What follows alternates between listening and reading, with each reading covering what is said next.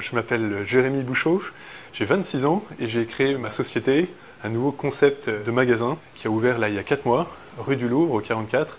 Et en fait l'idée c'est de vendre des équipements pour les gens qui roulent en scooter et en moto, des casques, des vestes, des gants, beaux et avec un maximum de sécurité.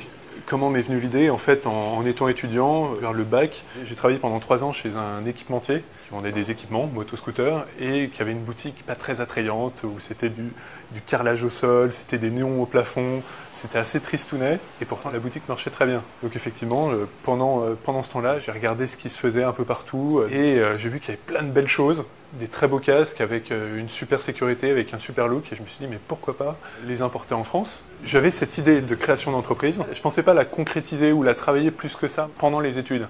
C'est en fait, lorsque j'ai fait mon école de management, j'ai rencontré un chef d'entreprise qui était venu parler de comment il avait créé sa boîte, etc., qui avait très bien fonctionné.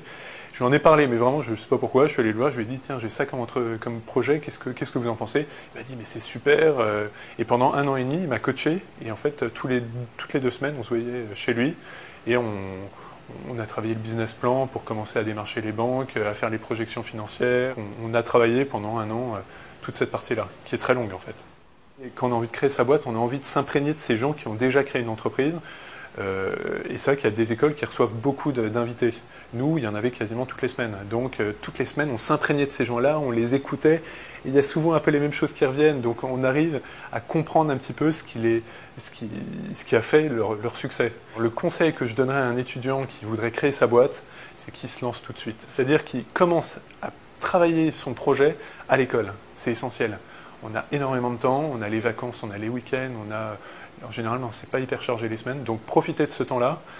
À l'école, dès qu'il y a un intervenant, allez le voir, lui dire tiens, voilà, j'ai ça comme projet, en parler à tout le monde, en parler à un maximum de personnes pour avoir justement des gens qui disent ouais, mais est-ce que tu penses que c'est en bien? Aiguiser quand même son projet, en le soumettant à un maximum de personnes et essayer. Et ça, je pense que ça a été vraiment un point hyper important pour la création d'Elmo, ça a été qu'on a eu un coach assez rapidement. Et donc trouver un coach, un créateur d'entreprise qui a réussi et qui va mettre ses conseils.